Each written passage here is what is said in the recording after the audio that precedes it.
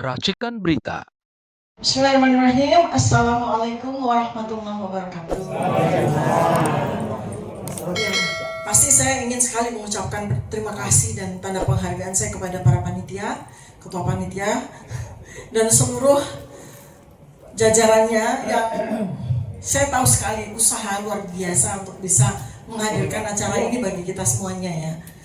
Saya appreciate sekali, mudah-mudahan Allah Subhanahu wa taala membalas kebaikan ini dengan sebanyak mungkin amal jariah. Amin.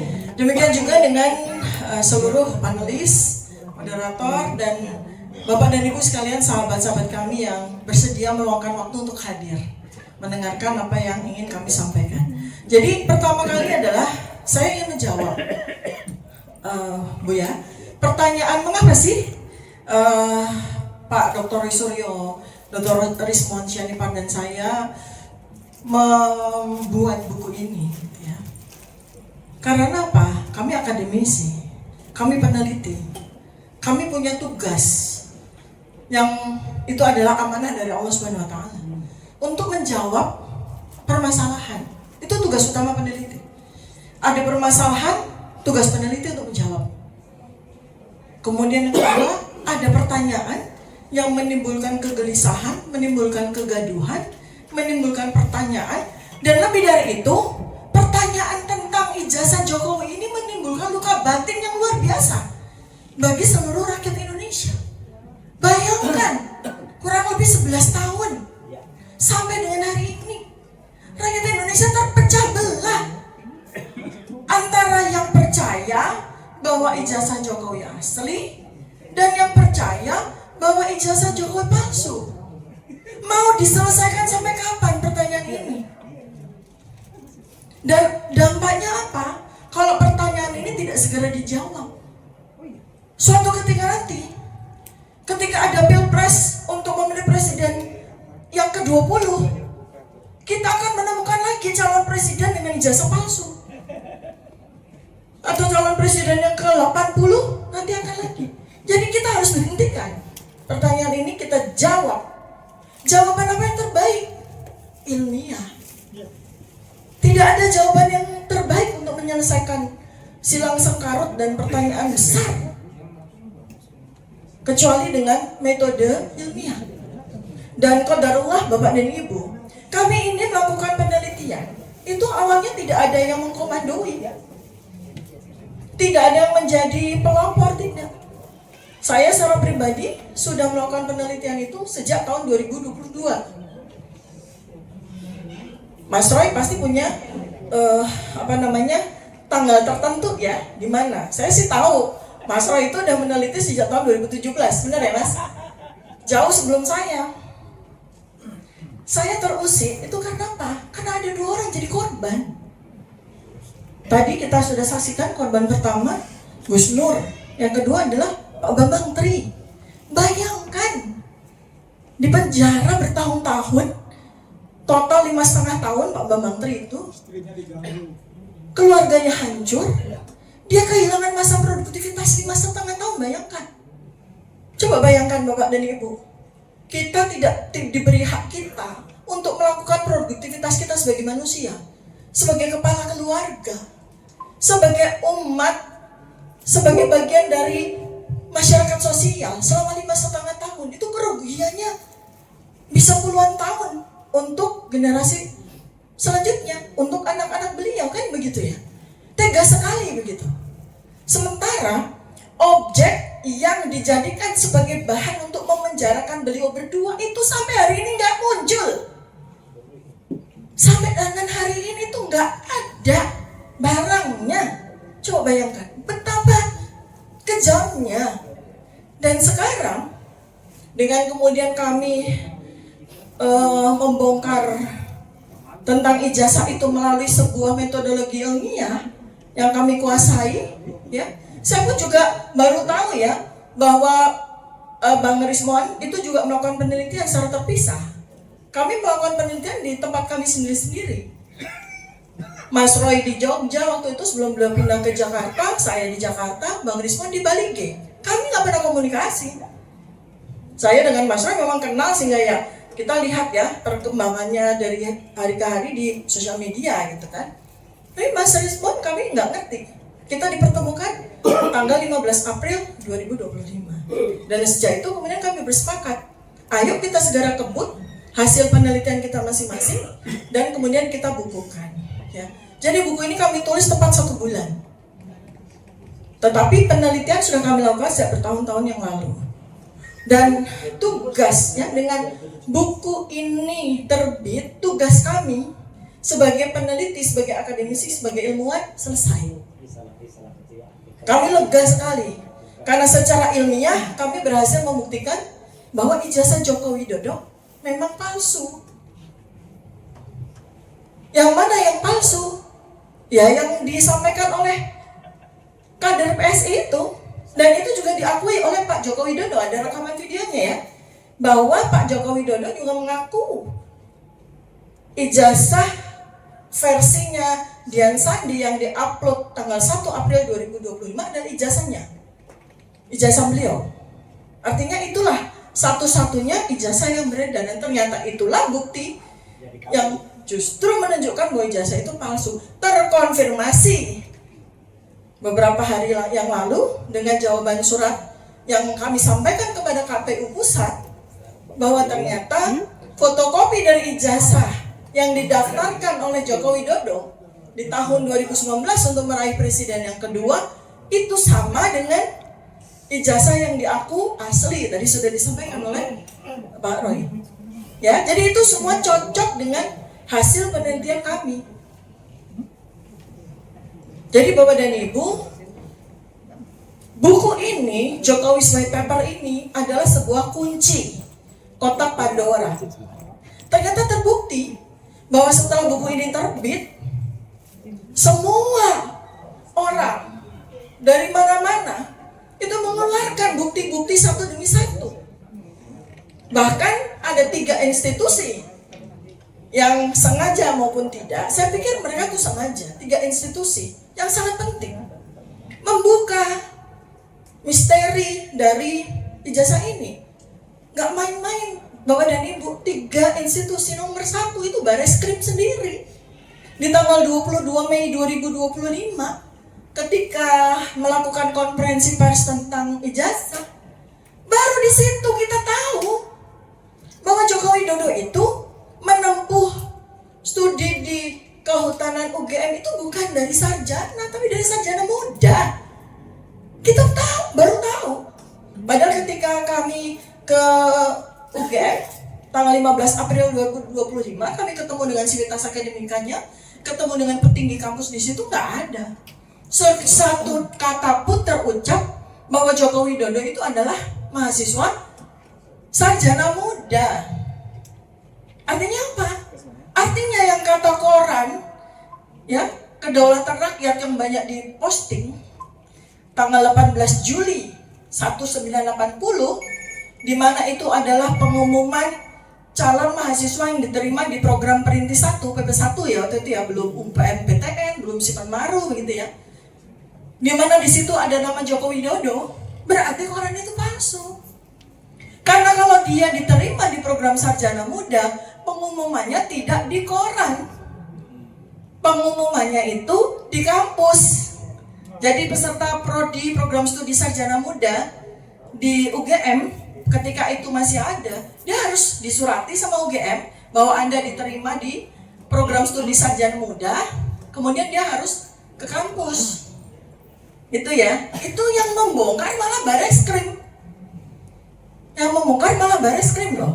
Nah, kemudian apa yang disampaikan oleh Bareskrim itu, saya dengan Dr. Roy, kami berempat ya dengan Dr. Rismon dan ada satu ahli pidana Pak Dr. Muhammad Taufik itu diundang sebagai saksi ahli di gelar perkara khusus yang diadakan oleh Mabes Polri.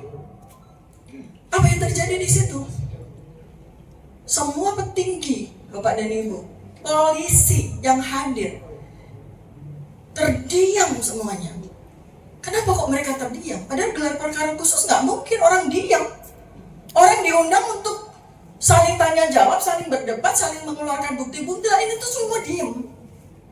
Sikap diam itu kemudian saya baca ini adalah suasana batin polisi yang mempertanyakan tentang ijazah tersebut. Sehingga apa? Kalau memang mereka itu yakin, mereka akan banyak bicara, berdebat dengan kami, ya kan? Tapi ini enggak, semua diem. Semua petinggi diam semuanya. Artinya apa?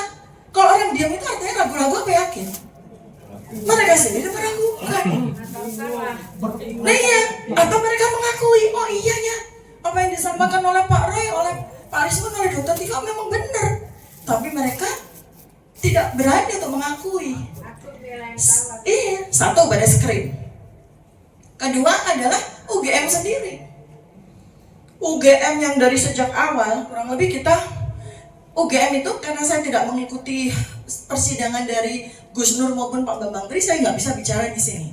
Tapi saya bicara di mana saya menjadi pelaku sekaligus sebagai saksi. Mulai tanggal 15 April 2025. Di saat itu UGM menghadirkan alumni kehutanan UGM tahun 1980. Tapi mereka adalah prodi sarjana, bukan sarjana muda. Nggak ada satupun dari sekitar 7 orang yang dihadirkan sebagai saksi pada pertemuan dengan kami itu yang ikut prodi sarjana muda. Semuanya adalah prodi sarjana. Dan di situ saya tidak melihat ya. Belakangan saya tahu, kita semua tahu bahwa Joko Widodo itu pernah kuliah di UGM itu di sarjana muda. Kita kan tahunya dari 22 Mei 2025 itu. Di situ tuh Sivitas Akademika kalau memang tahu, mereka pasti akan sampaikan. Atau mereka mengundang alumni yang memulai kuliahnya di prodi sarjana muda kan. Itu enggak sama sekali. Artinya apa? UGM juga kecolongan. Sehingga kita tidak bisa mengatakan bahwa UGM bermain di sini. Siapa yang bermain? Oknum. Siapa yang bermain? Oknum. Di situ kelihatan kok, ya, bahwa UGM itu memang tidak tahu. Belakangan, ya, itu tanggal 15 April 2025. Belakangan tanggal 24 Agustus 2025, ketika kami, saya dengan Pak Roy dan tim kuasa hukum kami bersurat kepada rektor, kemudian rektor menjawab dengan sebuah konferensi pers, sebuah podcast. Rektor Profesor Ova Emilia podcast di tanggal 24 Agustus 2025 menyatakan tidak lagi menggunakan presiden atau mantan presiden, menyatakan bahwa Joko Widodo mengikuti kuliah di UGM program sarjana muda. Dan sejak itu kami sudah menyerahkan semua bukti-bukti dokumen yang terkait dengan pendidikan Joko Widodo ke Polda Metro Jaya. Kan itu sesuatu yang bohong. Bapak dan Ibu yang kuliah atau saya yang sebagai alumni UGM, pasti salinan saya pasti masih ada. Yang setiap saat saya minta pasti akan diberikan. Karena kami penasaran, kami tanggal 19 Agustus tanggal 1 September kami bersurat ke UGM mempertanyakan tentang dokumen sarjana muda dari Joko Widodo. Jawaban UGM apa? Semuanya sudah kami serahkan kepada Polda Metro Jaya. Buang badan mereka, nggak mau terlibat lagi. Ya. Sekarang yang terakhir, institusi yang paling penting yaitu KPU. Kami bersurat kepada KPU. Dari mulai KPU di Solo belum menjawab, KPU di Jakarta minta tangguh. Jadi mereka minta tangguh nih, karena mereka nunggu jawaban surat dari KPU pusat. Jadi mereka minta tangguh. Kami akan menjawab 7 hari kemudian. Artinya mereka menunggu KPU mengeluarkan apa ya. Jreng, KPU pusat akhirnya menjawab surat kami, memberikan kepada kami salinan fotokopi ijazah. Jadi clear di sini tidak ada ijazah versi lain. Ijazah versi ya cuma itu, yaitu ijazah bodong itu, Bapak dan Ibu. Itu ya, jadi clear semuanya. Clear semuanya, ya. Nah, sekarang saya akan memulai dengan menyampaikan apa yang menjadi bagian saya.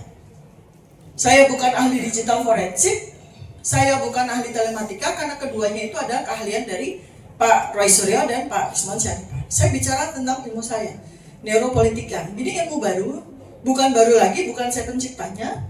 Saya menggunakan dan saya mengembangkan untuk bisa menjawab bagaimana otak manusia, ya, halaman 48, bagaimana otak manusia itu, ya, ini otaknya Pak Jokowi,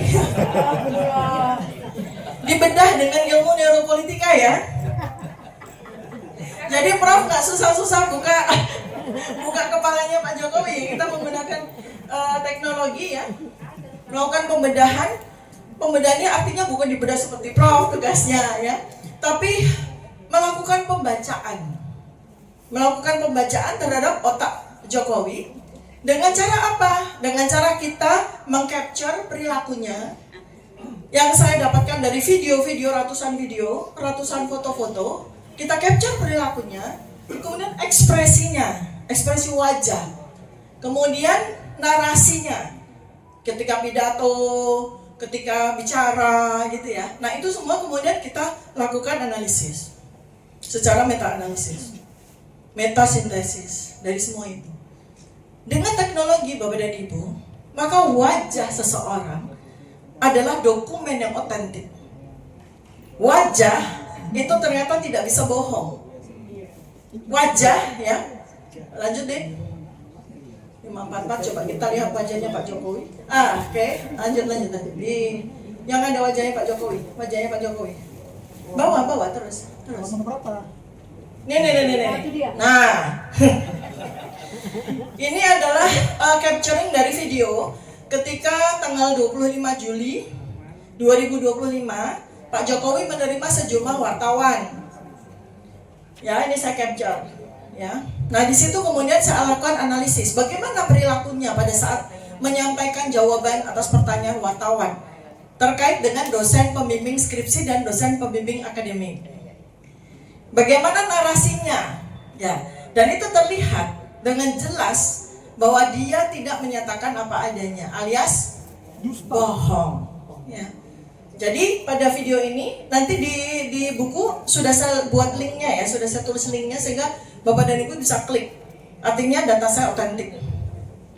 Di situ pertanyaan dijawab dengan sebuah perilaku yang, perhatikan baik-baik Bapak dan Ibu ya.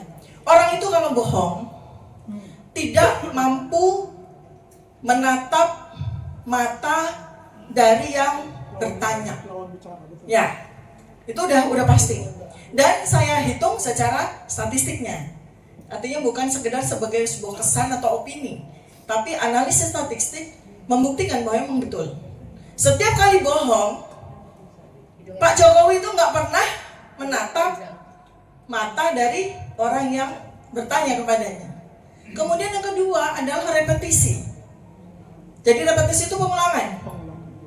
Ya, oh tidak, dosen pembimbing skripsi saya memang bukan Pak Kasmujo. Dosen pembimbing skripsi saya memang bukan Pak Kasmujo. Jadi ulang-ulang. Ya, dosen pembimbing skripsi saya adalah Bapak Profesor Doktor Insinyur sambil merem. Karena ingat. Bapak Profesor Doktor Insinyur Ahmad Sumitro, gitu ya. Nah itu dari situ otak kita itu mengeluarkan sebuah data yang tercapture di wajah, menghasilkan sebuah dokumen. Ya, itu ilmu neuropolitika itu seperti itu. Sehingga ini mesti hati-hati nih ketika masyarakat Indonesia mendapatkan ilmu ini di buku Jokowi White Paper. Apa artinya? Ilmu kalau benar secara metodologis itu bisa dipakai berulang kali dan menghasilkan sebuah simpulan yang sama. Artinya apa? Dipakai oleh siapa?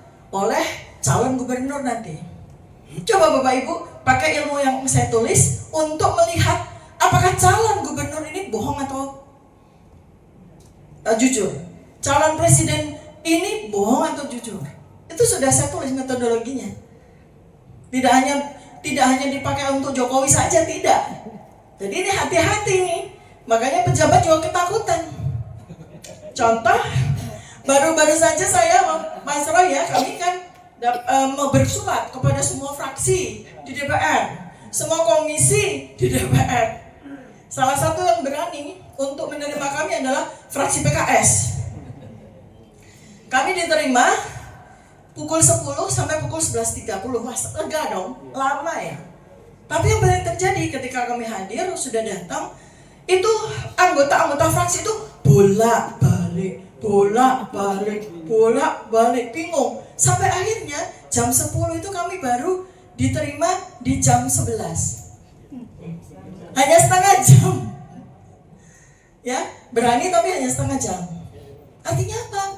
Mereka ketakutan. Karena ternyata ya, ini adalah sebuah informasi yang kami terima dari media. Ada media bisa di searching ya, 60% pejabat itu ijazahnya bodong. Bayangkan. Gimana mereka nggak takut menerima kita? Kita udah tahu nggak? Iya, gimana mereka nggak takut menerima kita kan? Ya, jadi sama. Dan kita sekarang nggak perlu harus cari tahu dokumen asli gimana. Kita cukup dengan ilmu neuropolitika itu cukup melihat wajah saja, cukup melihat ekspresinya saja, cukup melihat narasinya saja. Nah, terkait dengan narasi, di Pak Jokowi ini kan aneh ya. Kita semua kan masyarakat akademis. Saya yakin Bapak dan Ibu kan pernah kuliah di mana? Di UGM, di USU, di mana? Setiap orang yang menjalani sebuah strata sekolah tertentu itu akan menghasilkan narasi yang sesuai. Misalnya begini, lulusan SD ini, mohon maaf ya, gak mungkin dia bicara seperti seorang sarjana. Demikian juga nih sebaliknya. Bagaimana seorang sarjana UGM ini ya, kebetulan kami mungkin Bapak dan Ibu ada yang lulusan UGM. Oh, tadi ada ya Bapak yang lulusan teknik elektro ya. Kita itu punya batas untuk nilai bahasa Inggris, TOEFL dan MKDO kita. Sehingga tidak mungkin seorang sarjana UGM itu ketika bicara bahasa Inggris tuh we walk the talk. Nggak mungkin. Tidak mungkin. Tidak cocok dengan nggak cocok, nggak mungkin. Jadi itu baru narasi. Lalu kemudian kemiskinan naratif ya. Nah sekarang saya mau tunjukkan ya bagaimana sebuah ekspresi kemudian perilaku itu bisa kita kuantifikasi dan kita hitung secara statistik, menghasilkan sebuah 558 deh. Kita lihat ya. Terus. Ini ya. Nah ini ya, stop. Nih, perhatikan ya dari sisi angkanya. Kemunculan narasi ini dari 2019 sampai 2025, ya, 6 tahun. Pak Jokowi selalu mengatakan begini, saya kuliah di UGM, udah tanpa detail. Pernah nggak Pak Jokowi cerita gimana dia kuliah? Iya. Seperti apa kuliah? Teman-temannya gimana? Ya. Kita nggak cukup orang bicara saya kuliah di UGM terus kita percaya. Ya mohon maaf. Kalau Bapak Ibu percaya, Anda kurang update. Nggak mungkin seseorang yang pernah kuliah hanya bilang saya kuliah di UGM, nggak mungkin. Teman sebangku. Teman sebangku. Kuliah maksud teman sebangku. Ada kuliah teman sebangku. Terus yang paling lucu ya di dalam salah satu video, nanti kami akan sampaikan di buku yang kedua kami ya, bukan di sini karena ini halamannya udah 700 halaman.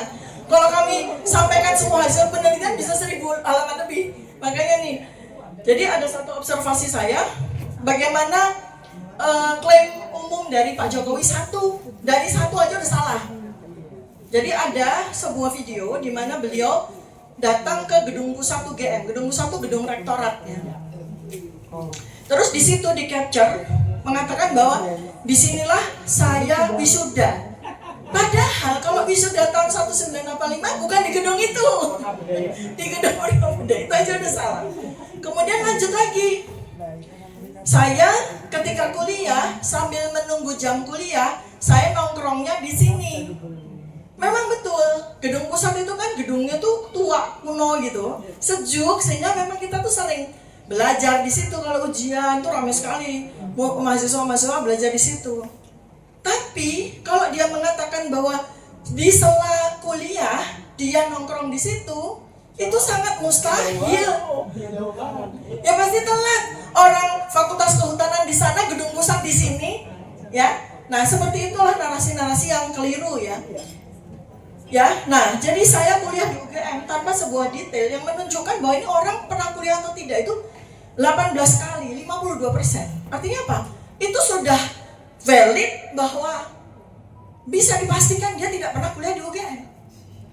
Ya. Narasi dangkal, minim kontribusi hipokampus. Apa itu hipokampus? Apa Prof? Jadi gini, hipokampus ya, coba deh ke atas yang saya mau tunjukkan ya. Hipokampus ya. Ini penting, satu aja dari bagian terus yang hipokampus deh. Terus yang hipokampus. Lanjut. Nah, itu ya area di situ tuh namanya hipokampus. Jadi, Bapak dan Ibu, orang kalau mengingat sesuatu yang terjadi pada dirinya, pada kehidupannya 40 tahun yang lalu, ingatan itu tersimpannya di hipokampus, di bagian situ tuh. Bentuknya apa? Bentuknya film, bukan bentuk narasi. Bentuknya film. Jadi ketika kita direkol, gimana itu waktu masa kuliah? Yang kita ingat itu? Wah, yang kita ingat itu pasti degilnya teman-teman kita, bandelnya kita dulu, kita bolos, nitip absen, gitu-gitu loh. Itu yang akan, kenapa? Ketika kita ditanya KKN gitu ya, kita nggak jawab KKN saya di desa Ketoyan. Ya, desa Ketoyan, kecamatan mana? Wonosegoro, Kabupaten. Enggak. Saya dulu KKN tuh, kalau saya karena dokter ya, saya bikin sunatan massal. Nah kayak gitu. Anaknya saya anaknya kabur mau disunat. Ceritanya begitu. Tapi ketika saya ditanya, kuliah KKN Dr. Tifa di mana? Bentar. Saya tuh di Magelang, tapi saya lupa persisnya di mana gitu. Malah nggak ingat. Tapi yang saya ingat ya itu betapa serunya waktu KKN. Yang ditanya ketika Jokowi membuktikan bahwa dia pernah KKN, yang saya KKN di desa Ketoyan, kecamatan Wonosegoro, Kabupaten Boyolali. Yang dia ingat itu adalah ingatan yang ada di prefrontal cortex, ingatan yang dipelajari, dia hafal. Jadi dia nggak ada recall di memori di hipokampus. Bagaimana dia KKN sesungguhnya? Nah, yang kemudian terbukti pada pernyataan Barreskrim tentang KKN keliru dengan apa yang disampaikan oleh Joko Widodo sendiri. Barreskrim di 22 Mei 2025 mengatakan KKN-nya Jokowi tahun 1983. Tapi ketika Joko Widodo ditanya, saya KKN awal tahun 1985. Masa mana ada orang KKN 2 kali ya? Nah, itu contohnya ya, bahwa hipokampus ya, sebuah tempat di mana memori kita tentang masa lalu kita itu disimpan sebagai sebuah film, bukan sebagai sebuah kata-kata, narasi. Ya, itu adalah di mana otak itu adalah sebuah dokumen yang otentik, nggak bisa bohong. Ya. Kemudian yang terakhir yang ingin saya sampaikan. Ya, jadi banyak temu yang mengatakan ini buku sampah, ya, ini buku nggak valid. Kenapa? Karena nggak ada komparasinya. Metodologi tidak selalu membutuhkan komparasi. Apalagi ini kasus satu-satunya di dunia. Bahkan mungkin di dunia. Dari 8 presiden ini satu-satunya presiden yang se-antik ini loh, se-unik ini dan senyebelin ini. Nah itu dia. Jadi kita nggak mungkin ada komparasinya. Ada memang beberapa presiden, perdana menteri di dunia itu memasukkan ijazah doktor. Kalau mau dikomparasi, ada beberapa kasus. Terus terjadinya apa ya? Mereka dipecat. Bahkan ada yang dipenjarakan. Nah kalau mau dikompar, ya berarti nanti Pak Jokowi ya dipenjarakan. Iya harus. Iya kan, komparasinya kan gitu. Ini adalah sebuah studi kasus. Pertama kali, mudah-mudahan satu-satunya. Jangan sampai ada 2 kali. Maka kami berani untuk menuliskan buku ini dengan Jokowi. Di dalamnya Bapak Ibu di 700 halaman, ratusan kali kami menyebutkan Joko Widodo. Joko Widodo. Itu tanda apa? Kami berani mempertanggungjawabkan hasil penelitian ilmiah kami. Kami tidak menggunakan inisial JKW, menggunakan enggak. Kami sebut Joko Widodo karena memang subjek penelitian kami adalah Joko Widodo. Apakah itu ada konsekuensi hukumnya? We don't care. We don't care. Kenapa Bapak Ibu? Pesan saya ya, ribuan tahun ilmuwan, 2500 tahun yang lalu, ada seorang filsuf ilmuwan yang dipaksa menenggak racun ketika dia menyampaikan temuan ilmiahnya. Namanya Socrates. Sekian ribu tahun kemudian, sekian ratus tahun kemudian ada Galileo Galilei dan dihukum gantung. Ada Cicero, ya, yang disuruh mengiris nadinya sendiri karena menyampaikan kebenaran. Itulah ilmuwan. Ya tentu saja kami juga harus berjuang untuk menegakkan hukum, bahwa kalau seorang ilmuwan menyampaikan kebenaran itu areanya bukan area hukum. Kalau memang kami mau dibantah, bantahlah dengan ilmu, bantahlah dengan penelitian yang lain. Jangan bantah dengan narasi, apalagi narasinya termul. Itu pembodohan. Dan masyarakat Indonesia, saya yakin sejak beberapa tahun terakhir ini mencerdas dengan cepat. Alhamdulillah. Bahkan penelitian yang terakhir terkait dengan hasil penelitian kami yang kami bukukan di Jokowi's White Paper ini, 93% netizen percaya bahwa ijazah Joko Widodo itu palsu. Ya, demikian yang bisa saya sampaikan. Mudah-mudahan nanti ada pertanyaan. Terima kasih atas perhatian dan mudah-mudahan memberikan pencerahan. Assalamualaikum warahmatullahi wabarakatuh. Terima kasih dokter, luar biasa.